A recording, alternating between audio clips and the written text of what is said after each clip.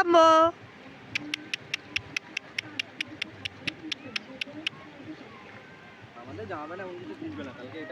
শুরুটা দেখে কিন্তু আপনারা বুঝতে পেরে গেছেন যে আজকে আমাদের জার্নি কিন্তু সি সাইডে।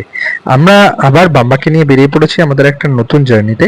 বাম্বা অনেকদিন কোথাও বাইরে যায়নি, তো এবার ভাবলাম যে প্রপার একটা সি বিচ বাম্বাকে দেখানো জরুরি। তো আজকে কিন্তু আমাদের জার্নি হচ্ছে মন্দারমণির দিকে। কলকাতা থেকে মন্দারমণি কি করে যাবেন, কি রাস্তা দিয়ে যাবেন, সে রাস্তা কেমন, এই নিয়ে হাজার একটা ব্লগ আপনি পেয়ে যাবেন। তাই সেটা আমি দেখাচ্ছি না। আমি, সোহিনী আর বাম্বা তিনজনে মিলে এই জার্নিটা করেছিলাম কিন্তু স্কুটিতে। স্কুটিতে করে এই জার্নিটা করেছিলাম বলে আমাদের কিন্তু সময়ও অনেকটা বেশি লেগেছিল। আর এই রাস্তা দিয়ে যেতে যেতে নন্দকুমারের ঠিক আগে বাদিকে এই সুন্দর একটা স্টুডিও পেয়ে গেছিলাম, যেখানে কিন্তু মূর্তি বানানো হচ্ছিল। ভাবলাম আমরা যখন ব্রেক দেবই তখন এটা সামনে কেন দেবো না, তো আপনাদেরকে কিন্তু দাঁড়িয়ে এই জায়গাটা একটুখানি দেখিয়ে দিচ্ছি কত সুন্দর সুন্দর মূর্তি বানানো হচ্ছে দেখুন। অ্যাজ ইউজুয়াল খাওয়ার জন্য কিন্তু কোলাঘাটে আমাদেরকে একবার ব্রেক দিতেই হয়েছিল সকালের ব্রেকফাস্ট করব বলে। শেরে পাঞ্জাবের ঠিক উল্টো দিকেই এই হোটেলটা, যেখানে আমরা ব্রেকটা নিয়েছিলাম। সত্যি কথা বলতে গেলে নর্মাল উইকডেজে ট্রাভেল করছিলাম বলে ভিড় একদমই নেই। আমরা দাঁড়িয়েছিলাম, সামনে কোনো গাড়িও নেই, আপনারা দেখতে পাচ্ছেন। আমি আপনাদেরকে জায়গাটা একটুখানি ঘুরিয়ে দেখিয়ে দিচ্ছি। এই হোটেলে যেটা ভালো হলো সেটা হচ্ছে আমরা যেরকম বললাম সেরকম কাস্টমাইজ করেই কিন্তু আমাদের ব্রেকফাস্ট ওরা করে দিল। এটা হয়তো যেহেতু আমরা ফাঁকা এসেছি তাই। একদম ফাঁকা ছিল বলে ব্রেকফাস্ট কিন্তু আমরা ভেতরে বসেই করতে পেরেছিলাম। বাম্মাকে ওরা ভেতরে বসতে অ্যালাউ করেছিল, থ্যাঙ্কস টু দেম। ব্রেকফাস্টটা আপনাদের দেখিয়ে দিই, কোয়ান্টিটি যা দিয়েছে একদম মোর দ্যান এনাফ। আমরা যথেষ্ট পরিমাণে ভালোভাবে খেয়ে দিয়ে তারপর এখান থেকে বেরিয়েছিলাম। লম্বা একটা জার্নি করে আমরা কিন্তু হোটেলে এসে চেক ইন করে গেছি। হোটেলে চেক ইন করার পর যেহেতু আমরা উইকডেজে এসেছি একটা সুবিধা আমরা পেয়েছি। হোটেল যেহেতু ফাঁকা ছিল, তো ফলস্বরূপ আমাদের থার্ড ফ্লোরে যে রুম ছিল সেটা আমরা চেঞ্জ করে আমরা কিন্তু নিচে গ্রাউন্ডে কটেজ পেয়ে গেছিলাম। যেহেতু বাম্বার সঙ্গে ছিল আমাদের পক্ষে এটা একটু বেশি বেনিফিট হয়েছে, এবং ওনারা যেহেতু সুবিধা ছিল তাই প্রোভাইডও করেছেন। ভেতরটা কিন্তু যথেষ্ট সুন্দর কটেজের। আমাদের ঢুকেই আমরা একটা বড় ওয়ার্ড্রোব পেয়ে গেছিলাম, ওয়ার্ড্রোবের সামনে বাথরোব ঝুলছে। এছাড়াও রুমটা এতটাই স্পেশাস যে বাকি অ্যামেনিটিস সবই অ্যাভেলেবেল আছে।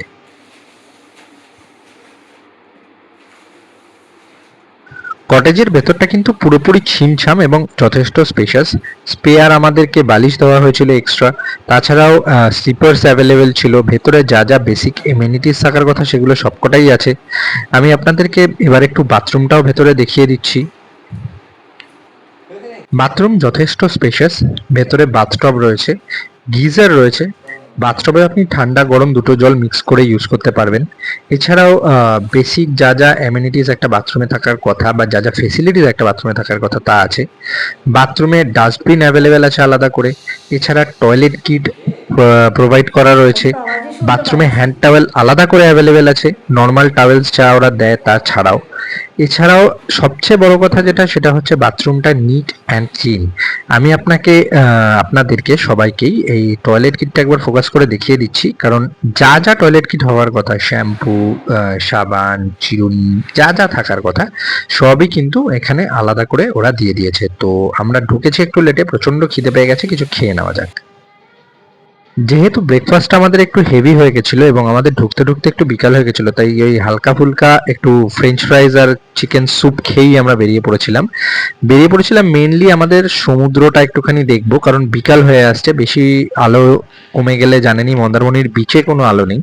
তো ফলস্বরূপ আমাদেরকে একটুখানি আলো থাকতে থাকতে বিচটা ঘুরে দেখবো। বাম্বাকে নিয়ে আমরা তাই জন্য বেরিয়ে পড়েছি।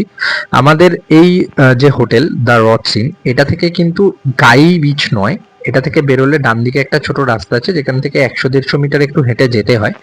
গেলেই আমরা বিচ পেয়ে যাব। আমি আপনাদেরকে রাস্তাটা স্ট্রেট দেখিয়ে দিচ্ছি। জাস্ট একটুখানি হাঁটলেই কিন্তু বিচ। আমরা এখন বাম্বাকে নিয়ে ডাইরেক্ট বিচে যাব, তাই জন্য সোজা বেরিয়ে পড়েছি।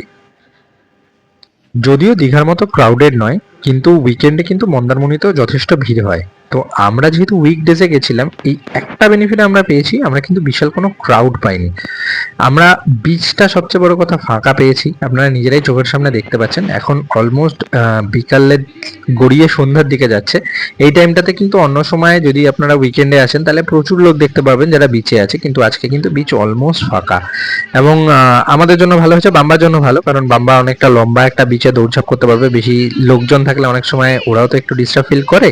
সো সেই ব্যাপারটা কিন্তু এখানে হচ্ছে না। আপনারা দেখতে পাচ্ছেন যে ডাইরেক্ট আমরা বিচটা পাচ্ছি। আর অবশ্য একটা অসুবিধাও হয়েছে, সেটা হচ্ছে একটু বিকালের দিকে এসেছি বলে সমুদ্র অনেকটাই দূরে সরে গেছে, তো আমাদেরকে সমুদ্র পর্যন্ত রিচ করতে প্রায় হেঁটে যেতে হয়েছে অনেকখানি। পাহাড় বা সমুদ্র, এই দুটোর মধ্যে যদি আমাকে চয়েস করতে দেওয়া হয় তাহলে আমি চিরকালই একটু সমুদ্রকে বেশি প্রেফার করি, কারণ আমার জলটা একটু পছন্দ বেশি। বাট আপনাদের মধ্যে অনেকেই আছেন যারা হয়তো পাহাড় বেশি পছন্দ করেন বা সমুদ্র, তো কে কোনটা পছন্দ করেন সেটা একটু কমেন্টস করে জানাবেন কিন্তু, কারণ আমরা এর পরে একটা চিন্তা ভাবনা রেখেছি যেখানে আমরা একটু অন্য কোনো জায়গা কভার করব যেটা সমুদ্র নয়। সো যাই হোক, বাম্বাকে নিয়ে আমরা ঘুরছি এখন বিচে। আমাদের সাথে সাথে আপনারাও এনজয় করুন। আমরা প্রত্যেকেই যারা সি বিচ পছন্দ করেন, মন্দারমণির বিচে যারা গেছেন আগে বা যারা জানেন, তাদের সবার জন্য রইলো যে মন্দারমণি বিচ কিন্তু সবচেয়ে সুন্দর এবং সিলিন বিচের ভেতর একটা।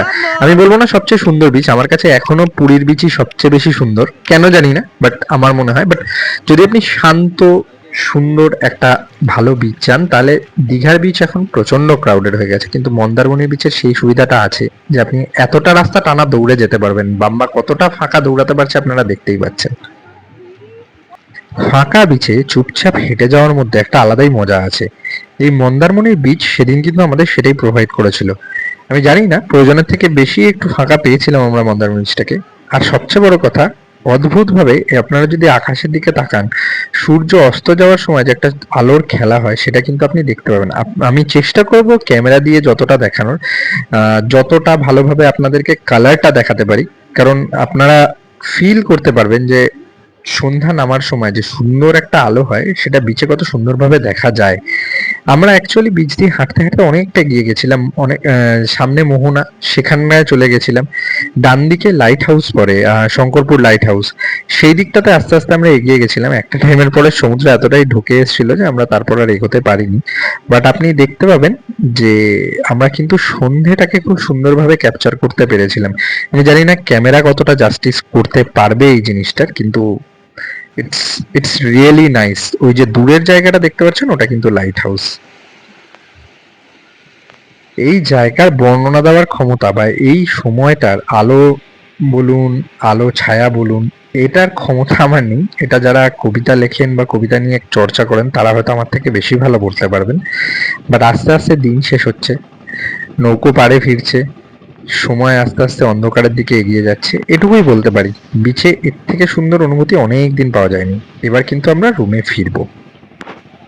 রাতের খাবারের অর্ডার এখানে অনেক তাড়াতাড়ি দিয়ে দিতে হয়, কারণ লিমিটেড গেস্ট বলে ওরা আমাদেরকে অলরেডি ফোন করে দিয়েছিল যে যত তাড়াতাড়ি দিয়ে যাওয়া যায় ততই ভালো। তো আমরা অর্ডার দিয়েছিলাম।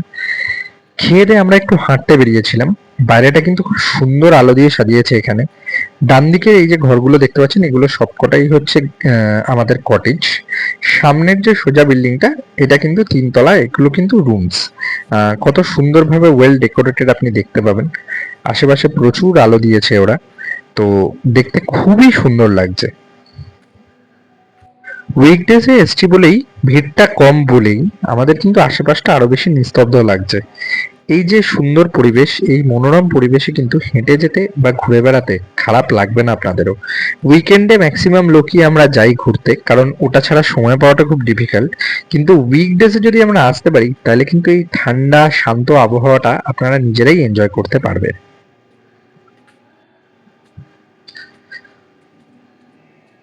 বাই দা ওয়ে, এখানে কিন্তু বড় একটা সুইমিং পুলও আছে। যেহেতু এখন ঠান্ডার সময়, তো তাই জন্য সুইমিং পুলে জল নেই। বেসিক্যালি ওরা জলটা বের করে দিয়েছে।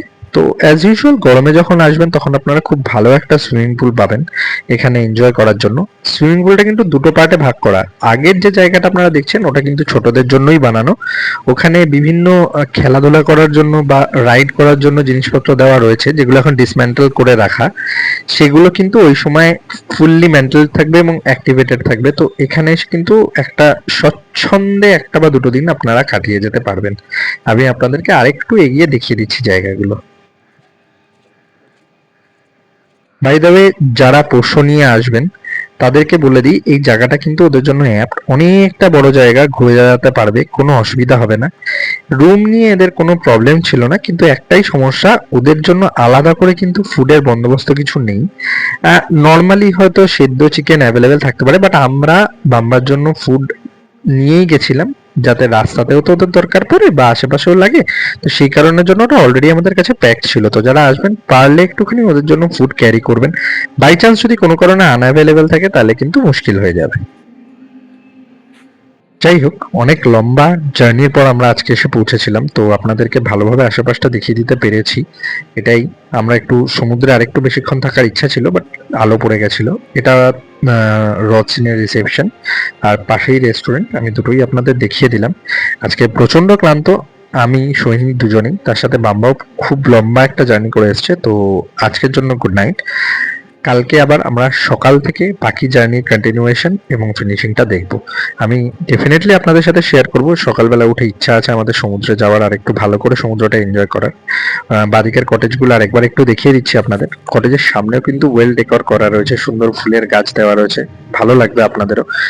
আসুন এখানে টাইম কাটান। উইকেন্ডে আসলে তো ভালোই, লোকজন নিয়ে, পরিবার নিয়ে আসতে পারবেন। উইকডেজে আসলে কিন্তু এই ফাঁকা ফাঁকা ব্যাপারটা পাবেন, আপনাদের ভালো লাগবে। So see you tomorrow. আজকের জন্য গুড নাইট।